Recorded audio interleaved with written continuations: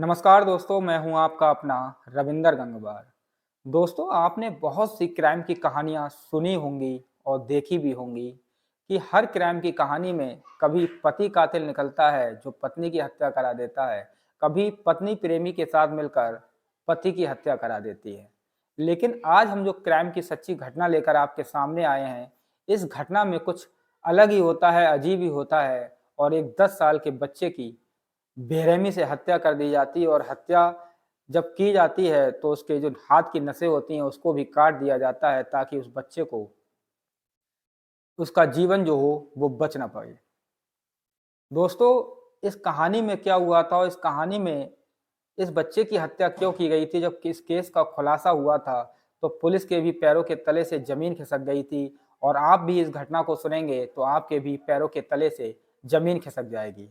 दरअसल इस कहानी में दो महिलाएं होती हैं और दोनों महिलाओं में अवैध संबंध होते हैं और अवैध संबंध के कारण इस 10 साल के बच्चे की हत्या कर दी जाती है। दोस्तों, इस कहानी में आखिर हुआ क्या था और इस बच्चे की आखिर हत्या क्यों की गई थी? इस वीडियो में हम आपको बताने जा रहे हैं। इस वीडियो को अंत तक जरूर देखिए। कहानी को आगे सुनाने से पहले मैं आपसे निवेदन करना चाहता हूं कि दोस्तों, अगर आप मेरे चैनल पर नए हैं तो चैनल को सब्सक्राइब जरूर करें और लाइक और कमेंट करते रहें और हमारे चैनल का हिस्सा बनें। अब ज़्यादा समय खराब ना करते हुए हम कहानी की तरफ चलते हैं। आखिर इस कहानी में हुआ क्या था और इस बच्चे की आखिर हत्या क्यों की गई थी? दरअसल जब पुलिस इस केस का खुलासा करती है, तो जब अखबारों के माध्यम से ये छपता है, तो लोग भी हैरान हो जाते हैं कि आखिर दो महिलाएं एक दूसरे के साथ ऐसा कैसे कर सकती हैं। चलते हैं हम कहानी की ओर। दोस्तों, ये कहानी जो मैं आपको सुनाने जा रहा हूँ, ये सच्ची घटना है और ये घटना बंगाल राज्य का, पश्चिम बंगाल राज्य का एक जिला लगता है हुगली। हुगली से के पास एक क्षेत्र लगता है कोन नगर। कोन नगर में एक परिवार रहा करता था, जिसमें उस घर के जो मुखिया होते हैं वो पंकज शर्मा होते हैं और जो उनकी पत्नी होती हैं वो शांता शर्मा होती हैं और उनकी एक बेटी होती है और उनका एक बेटा होता है जिसकी उम्र लगभग 10 वर्ष होती है। ये इस परिवार में रहा करते थे। इनका अच्छा खासा जीवन चल रहा होता है, लेकिन 18 फरवरी की जो तारीख आती है, इस तारीख में एक हैरान कर देने वाली वारदात होती है और वारदात कैसे होती है, इस वीडियो को अंत तक जरूर देखिए और कैसे पुलिस इस केस का खुलासा करती है। दरअसल 18 फरवरी 2024 को एक कमरे से टीवी की बहुत तेज आवाज़ आ रही होती है। उस घर में जो शांता शर्मा होती है और पंकज शर्मा होते हैं, वो अपनी अपनी जॉब पर घर से बाहर होते हैं। दरअसल उनका एक 10 साल का बेटा श्रेयांशु शर्मा और उनकी बेटी मौजूद होती है और जो उनकी बेटी होती है वो अलग कमरे में होती है। और एक कमरे में जिसमें श्रेयांशु शर्मा होता है, उस कमरे की टीवी की आवाज़ बहुत तेज़ आ रही होती है। जो उसकी बहन होती है, वो उस कमरे में देखने जाती है कि आखिर टीवी की आवाज़ इतनी तेज़ क्यों आ रही है।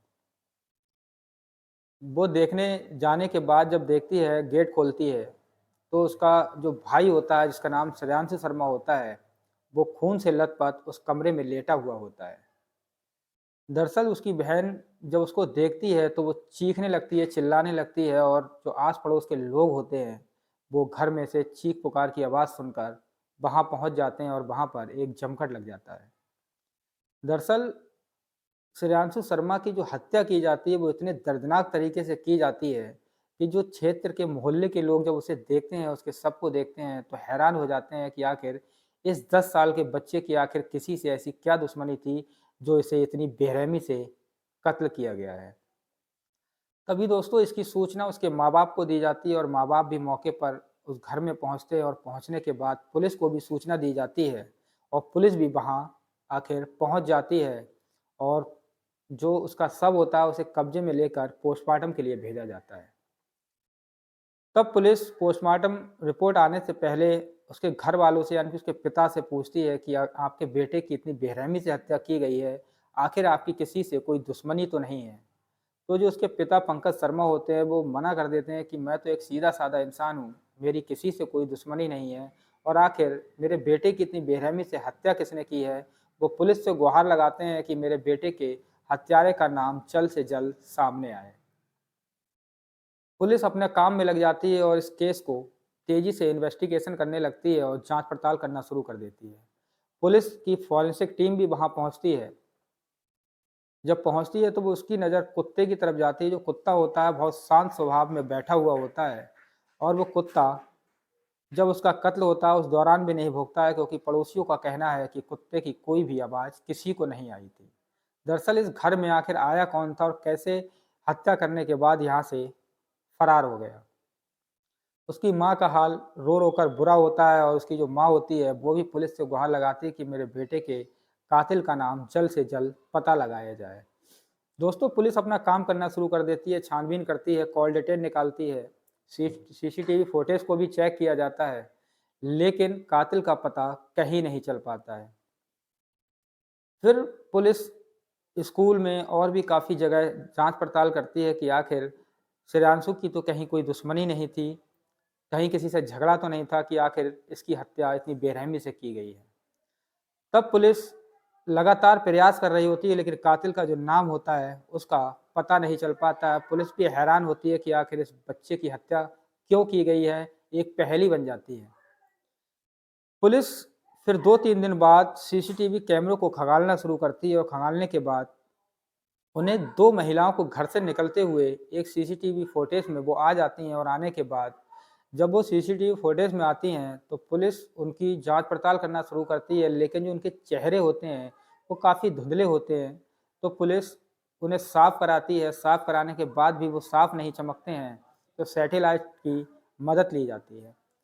उस मदद से एक ऐसी वारदात सामने आती है कि आप अगर इस वीडियो को आगे सुनेंगे, तो आप भी हैरान हो जाएँगे।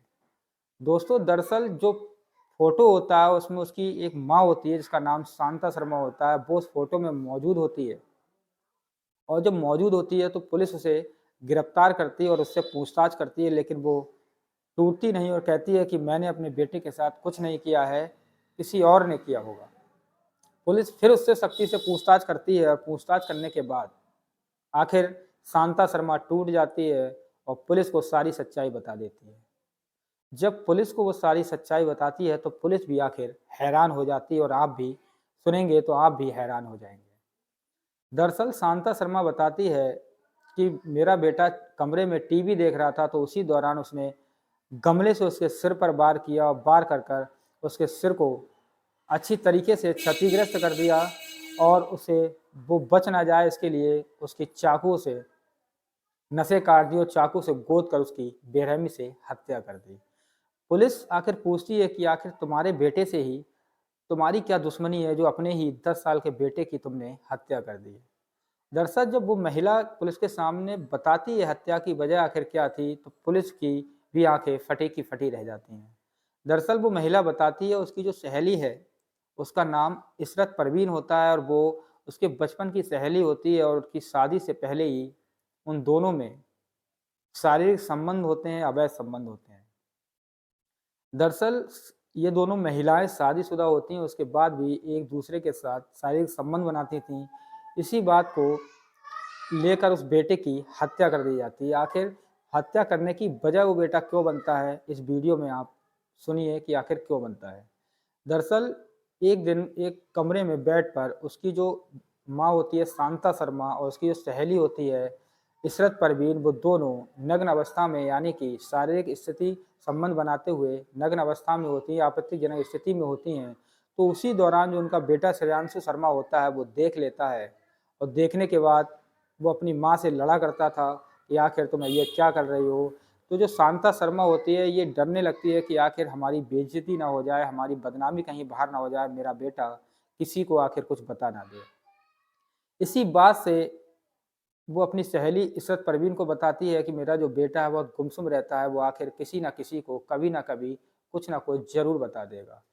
ये दोनों आपस में मिलकर उसकी हत्या करने की प्लानिंग बनाती हैं और 18 फरवरी 2024 को उसकी बेरहमी से हत्या कर देती हैं और हत्या करने के बाद घर से चली जाती हैं। लेकिन पुलिस आखिरकार इन्हें पकड़ ही लेती है और इस हत्या का खुलासा कर देती है। जो उसके पिता हैं पंकज शर्मा, वो भी इस बात को समझ नहीं पा रहे हैं कि आखिर मेरी पत्नी ने ही अपने बेटे की हत्या कर दी और जो एक मेरी छोटी बेटी है, वो भी अपने भाई की हत्या के गम में काफ़ी गमगीन है, वो भी काफ़ी परेशान है और जो मोहल्ले के लोग हैं जब उन्हें इस बात का पता चलता है तो उनके भी पैरों के तले से ज़मीन खिसक जाती है, हैरान हो जाते हैं कि ऐसी माँ आखिर किसी को ना दे। दरअसल दोस्तों इस कहानी को सुनाना हमारा उद्देश्य किसी को परेशान करना नहीं है, ना ही किसी को दुखी करना है, बल्कि आपको सचेत करना है। अगर आपने हमारे चैनल को सब्सक्राइब नहीं किया है, देश में घट रही सच्ची घटनाओं को देखने के लिए हमारे चैनल को सब्सक्राइब जरूर करें। जय हिंद, जय भारत।